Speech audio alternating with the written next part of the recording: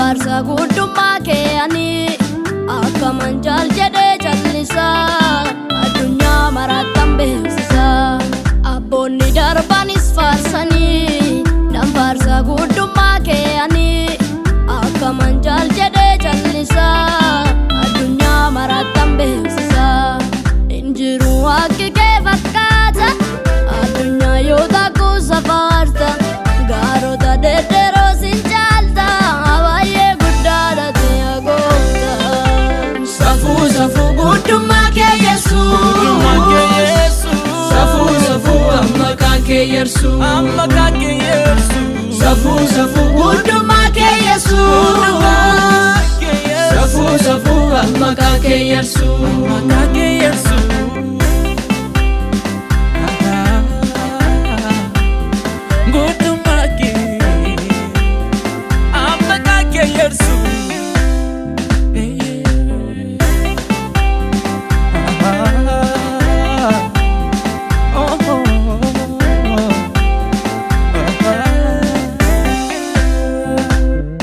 Urjoonni yuusi lakkaawamu ammisaa sitti kan beekamu dhaloonni hundumsiif kan wargamu siif malaa yeroo hundaa jajamuuni.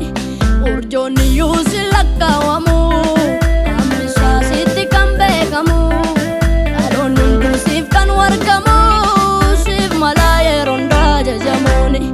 Abboonni darbanis faarsanii nan faarsa guddummaa kee ani akka manjaal jedhee jal'isa addunyaa maraattan beeksisa. Abboonni darbanis faarsanii nan faarsa guddummaa kee ani akka manjaal jedhee jal'isa addunyaa maraattan beeksisa. Injiru akki kee fakkaata addunyaa yoo takkuu safaarta gaarota deddeeroo sin caalta baay'ee guddaadha ta'e goofta. Safuu guddummaa kee Yesuus, safuu amma kan kee yersu, safuu guddummaa kee Yesuus, safuu amma kan kee yersu.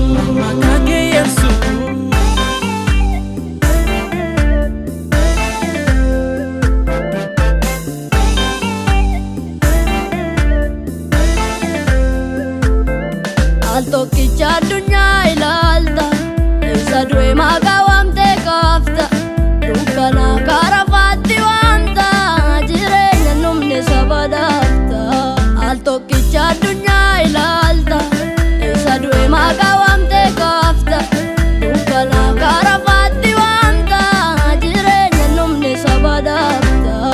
Abboonni darbanis faarsanii nan faarsa guddummaa kee ani akka manjaal jedhee jal'isa addunyaa maraattan beeksisa. Abboonni darbanis faarsanii nan faarsa guddummaa kee ani akka manjaal jedhee jal'isa addunyaa maraattan beeksisa.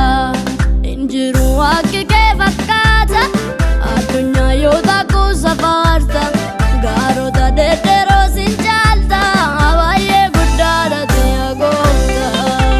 Safuu guddummaa kee Yesuus, safuu amma kan kee yersu, safuu guddummaa kee Yesuus, safuu amma kan kee yersu. Safuu guddummaa kee Yesuus, safuu amma kan kee yersu, safuu guddummaa